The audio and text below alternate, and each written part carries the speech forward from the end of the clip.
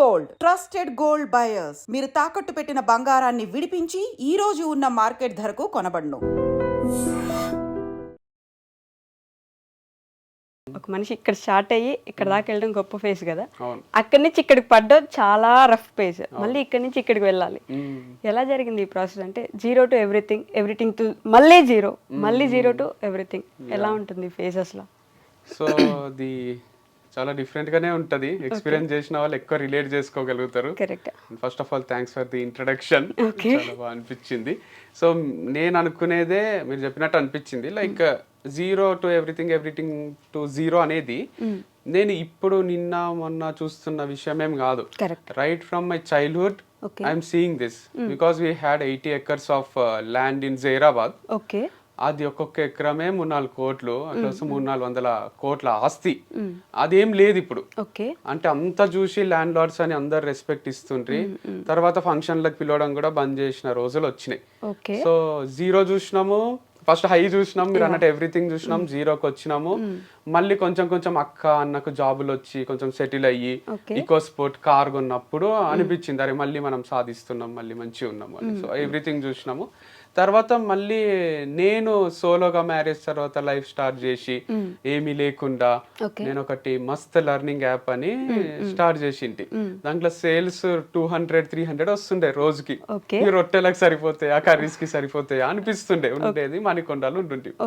So చాలా tough ఉంటుండే. అట్లా ఏం చేయాలో అర్థం కాకుండా ఏం చెయ్యలేని అనిపిస్తుండే. సో అది కూడా ఒక టైప్ ఆఫ్ జీరో లైఫ్. మళ్ళీ అన్బిలీవబుల్ సేల్స్, ఫార్మ్స్ అవి ఒక్కొక్కరు కొంటుంటే వాళ్ళు ఇచ్చే ఆర్డర్స్ మేము పంపించలేకపోవడము, 1000 ఆర్డర్లు పెండింగ్ పడడము, ఇదంతా అసలు అన్ఇమాజినబుల్ ఉంటుండే. మొత్తం మా ఇల్లంతా సామానే ఉంటుండే, వర్కర్సే ఉంటుండ్రి. నేనే ఒక దగ్గర జాబ్ చేసిన 10,000కు 5,000కు అన్ని చేసి చేసి చేసే తర్వాత నేను టీచింగ్ లో కొంచెం సంపాదించడం స్టార్ట్ చేసిన. కానీ అట్లా నేనే జాబ్ చేసే పర్సన్ ని ఇంకేం లైఫ్ చూడలేదు. నా కిందనే 20 మంది ఎంప్లాయీస్ ఉండడము, వాళ్ళు మిస్టేక్ చేస్తే దాన్ని ఎట్లా నేను రెక్టిఫై చేయాలని ఆలోచించడము, దానిపైన కూడా వీడియోస్ చేస్తుంటే మా వాళ్ళు లేబుల్స్ వేసిండ్రు. ఒకసారి వాళ్ళు సెప్టెంబర్ లో పంపిస్తున్నారు సామాను, మ్యానుఫ్యాక్చర్ డేట్ ఏదో నవంబర్, అడ్వాన్స్ అన్నమాట. అందరికి సారీ చెప్పిన అది రాంగ్ ప్రింట్ అయింది, నాకు క్షమించేసేయండి అని. అట్లా కూడా చేయాల్సి వచ్చింది. అందరు అన్నారు ఇన్ఎక్స్పీరియన్స్ ఉంది భయ్యా నీకు అది ఇది అంటే. అనుకోకుండా అది అంత పెద్ద సంస్థ అయిపోయింది. చిన్నగా స్టార్ట్ చేసింది ఒక ప్యారేజీ బిస్కెట్ ప్యాకెట్లు ఎట్లా కొంటారో ఇప్పుడు మ్యారీ ప్యార్లే మ్యారీ అని అంత లెవెల్ యాడ్స్ ఇచ్చినాం మేము. సో మేమే చేయడం వీడియోస్, దాని వల్ల అంత సేల్స్ ఉంటుండే. సో అంత చూసినా అంత అయ్యింది. మళ్ళీ డివర్స్ అయినప్పుడు ఐఎమ్ నథింగ్, ఐఎమ్ జీరో అనిపించింది. So no professional life, no personal life, what is this అనిపించింది. Then again professional life start చేసి మళ్ళీ ఒక సంస్థని ఏర్పాటు చేసి దాంట్లో 30 మంది ఎంప్లాయీస్ ఉంటూ అది నెక్స్ట్ లెవెల్ బిజినెస్ చేస్తూ అసలు కౌంటర్లు ఖాళీ ఉండకుండే, ఆ లెవెల్లో బిజినెస్ అవుతుండే, lakhs లో అవుతుండే. సో అంత చూసి అంత అయ్యి నేను నా బర్త్డే కూడా ఇంకా బాగా గుర్తుంది. నా May 31st నా బర్త్డే. అప్పుడు నేను కూర్గులున్నా, ఎంత అంటే అంత ఖర్చు పెట్టే స్టేజ్లో ఉన్నా, మంచి రిసార్ట్ తీసుకొని. మా అన్న బర్త్డే April 21st, ఒక 1 month ముందే. అప్పుడు నేను పాండిచ్చేరిలో ఉన్నా. అప్పుడు కూడా ఫ్రెండ్స్ తోని అసలు ఒక షాప్ కి పోయి ఇది కొనొచ్చా కొనరాదా, ఈ రూమ్ తీసుకోవచ్చా తీసుకోరాదా అని ఆలోచన లేదు. ఎంత అంటే అంత ఖర్చు పెట్టే స్టేజ్ అప్పుడు కూడా. సో ఈసారి మా అన్న బర్త్డేకి ఇంట్లోనే ఉన్నా, టీవీ చూసుకుంటా, క్రికెట్ చూసుకుంటా. ఒక 1000 రూపాయలు కూడా ఖర్చు కాలేదు. లాస్ట్ కేక్ కూడా మా వంతో కట్ చేపియలే, నేను బయట బిజీ ఉన్నాడు. సో అట్లా అయిపోయింది. నా బర్త్డే వస్తుంది, ఇప్పుడు కూడా అసలు ఏం ప్లాన్స్ లేవు, ఎటు పోయేది లేదు. కూర్గో, పాండిచ్చేరినో, గోవానో పోయేంత సినిమా కూడా లేదు. అంటే మారిపోయింది చాలా. బట్ దేవుడిచ్చిన గిఫ్ట్ ఏంటంటే పని ఇస్తున్నాడు, అదొక్కటి మస్తు హ్యాపీగా ఉన్నా. అంటే మన ఖర్చులకు తగ్గట్టు కొంచెం డే అన్న గడిచేటట్టు పని అవుతుంది. సో మీరు అన్నట్టు జీరో చూసి ఎవ్రీథింగ్ చూసి, జీరో చూసి ఎవ్రీథింగ్ చూసి, మళ్ళీ ఇప్పుడు జీరో చూసి ప్రమోషన్ స్టార్ట్ చేసి సంథింగ్ అయితే చూస్తున్నా. ఎవ్రీథింగ్ ఎప్పుడు చూస్తున్నావు, but this is something is happening. But there are so many factors. Like నేను అనుకున్నది దైవం దలిచింది వేరు ఉంటది అంటారు కదా.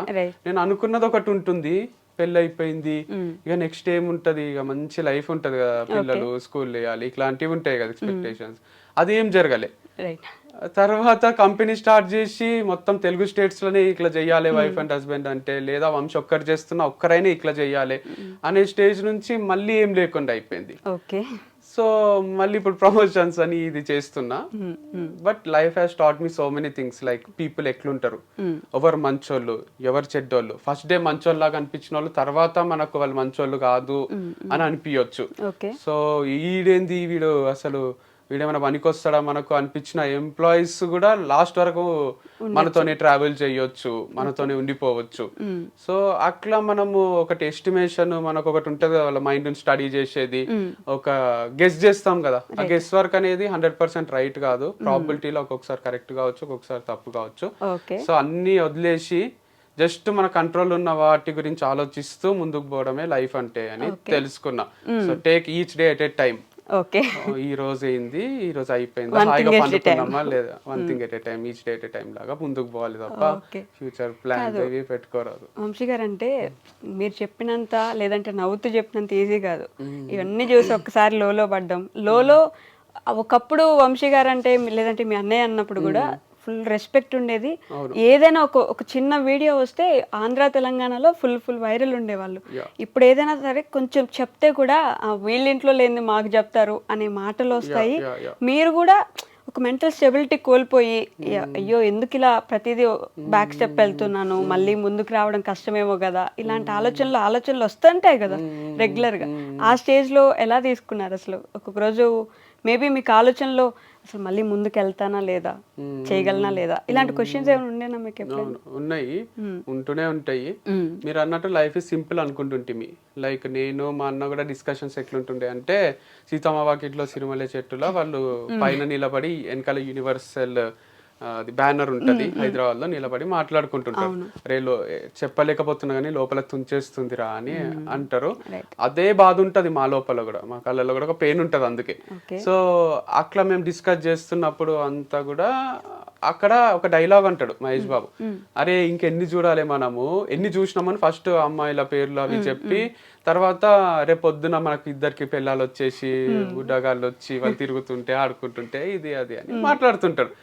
మేము యాజ్ ఇట్ ఈస్ అట్లనే అనుకుంటుంటిమి. సరే మన ఇద్దరికి ఇద్దరు వైఫ్స్ వస్తారు, మమ్మీ డాడీ ఉంటారు, మనము నలుగురము మమ్మీ డాడీ 6 మంది ఫార్చునర్ కొనాలి, ట్రిప్లు వేయాలి, ఇదే ఉంటుండే తప్ప ఇట్లా కాంప్లికేట్ అవుతుంది సిచ్యువేషన్, ఇట్లా వస్తుంది లైఫ్ లా. మా ప్రతి వీడియోకి మీరు అన్నట్టు వీడియో రిలీజ్ చేస్తే ఒక్క నెగటివ్ కామెంట్ ఉండకుండే. 2 states లో నెగటివ్ కామెంట్ లేని పీపుల్ ఎవరన్నా ఉన్నారా అంటే నేను మా అన్నని. సో మాకు డిలీట్ చేసుకోనికి కూడా అవసరం రాకుండే, బ్లాక్ చేయాల్సిన అవసరం రాకుండే ఎవరిని, ఆ స్టేజ్ లో ఉంటుంది. సో కానీ ఎక్స్ట్రీమ్ ఆపోజిట్ అయిపోయింది. అంటే చేసింది ఏమి లేదు పెద్దగా, లైక్ ఎవరికో ఎఫెక్ట్ చేయడమో ఇంకోటో అంత, మళ్ళీ మంచిగా చేద్దామని స్టార్ట్ చేసింది. లైక్ ఆర్గానిక్ ప్రోడక్ట్స్ అంటే కూడా మంచివే కదా అని. ఇది నెగటివ్ కమెంట్స్ అనేటివి నేను లాస్ట్ టైం అనాలిసిస్ చేస్తే ఎప్పుడు వచ్చినాయి మీకు అని శివ గారు అడిగితే లాస్ట్ ఇంటర్వ్యూలో నేను ఏమన్నా అంటే డివర్స్ తర్వాత వచ్చినాయి అన్న.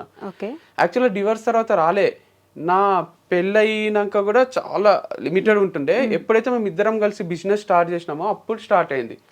వీళ్ళిద్దరు ఆర్గానిక్ ప్రోడక్ట్స్ అమ్ముతారా, హనీ అమ్ముతారా, తక్కువకు తెచ్చి ఎక్కువకు అమ్ముతున్నారా, కీక్లా చేస్తున్నారా, ఆమె అంటారా చాలే మస్తు చూసినాంలే, మీరు మోసం చేస్తున్నారు ప్రజల్ని, మీరు లేట్ గా పంపిస్తారు, ఇది అది అని అందరూ అప్పుడు స్టార్ట్ చేసిండ్రు.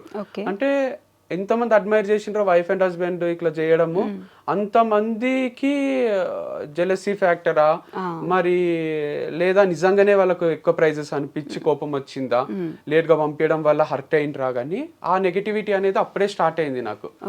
సో కామెంట్స్ ఆఫ్ చేసుకున్నది కూడా ఫస్ట్ టైం జీవితంలో నా మ్యారేజ్ లైఫ్ స్టార్ట్ అయిన తర్వాతనే. నెగటివ్ కామెంట్స్ పెడుతుండ్రి, మీరిద్దరు తోడు దొంగలు ఇట్లాంటివి వస్తుండే. సో ఎక్కడ స్టార్ట్ అవుతుంది అంటే, మనము ఫ్రీగా చేస్తున్నాం పని అన్నంత వరకు పెద్ద ఎఫెక్ట్ చేయదు ఎవరిని. ఎప్పుడైతే వీళ్ళ వీడియోస్ మనం చూస్తుంటే వీళ్ళకి డబ్బులు వస్తున్నాయి, కోట్లు తీస్తున్నారేమో అనేసరికి అది నెగటివిటీ కూడా స్ప్రెడ్ అవుతుందా మరి ఏమవుతుందో కానీ అట్లా స్టార్ట్ చేసిండ్రు. సో అది కంటిన్యూ అయ్యి ఇక ఛాన్సులు కూడా ఇస్తాం కదా మనం. ఇప్పుడు వ్యూస్ చూస్తే కూడా సమ్ టైమ్స్ నేను ఒక్కని సోలోగా చేసినవి చాలా తక్కువ ఉంటుండే, అది మళ్ళీ చెప్పినా ఎవరికి అర్థం కాదు. ఏమైనా 200K వ్యూస్ 2 lakhs 1 lakh వస్తుండే.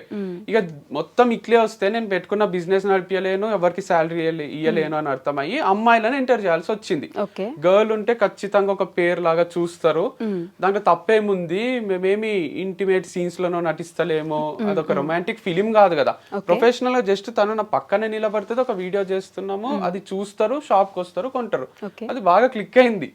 వస్తుంట్రీ కొంటుంట్రీ దానికి నెగటివ్ కామెంట్స్ మళ్ళీ 2 states లో మీరు అన్నట్టు ఎంత పాజిటివ్ ఉంటేనో దానికి అమ్మాయిని వేసుకొని తిరుగుతున్నావా, అది అమ్మాయి లేకపోతే పని కాదా అని అన్నారు. పని నాకు కాదు, ఎవరికి కాదు, మీకు ప్రోడక్ట్స్ ఇవ్వలేను, నా ఎంప్లాయీస్ కి శాలరీస్ ఇవ్వలేను, కంపెనీ మూసుకోవాల్సి వస్తుంది అనేది నా ఫీలింగ్ ఉంటుంది. అందుకు అమ్మాయిలు ఉంటే వ్యూస్ 1 million 2 million 3 million రాబట్టిండే ఆ ఫార్ములా ఎందుకు బ్రేక్ చేయాలని కంటిన్యూ చేసిన. సో తర్వాత కొంచెం నెగటివ్ పబ్లిసిటీ చేసిండ్రు, వంశీ క్యారెక్టర్ కరెక్ట్ కాదు, వంశీ ఫార్మ్స్ కరెక్ట్ కావు, ప్రోడక్ట్స్ కరెక్ట్ కావు అని. దానివల్ల అదంతా నమ్మకం బ్రేక్ అయ్యి షాప్ కి జనాలు రావడము ఆగిపోయింది. ఆగిపోవడం వల్ల రెంట్లు కట్టలేక శాలరీలు ఇవ్వలేక బంద్ చేసుకోవాల్సి వచ్చింది. ఓకే.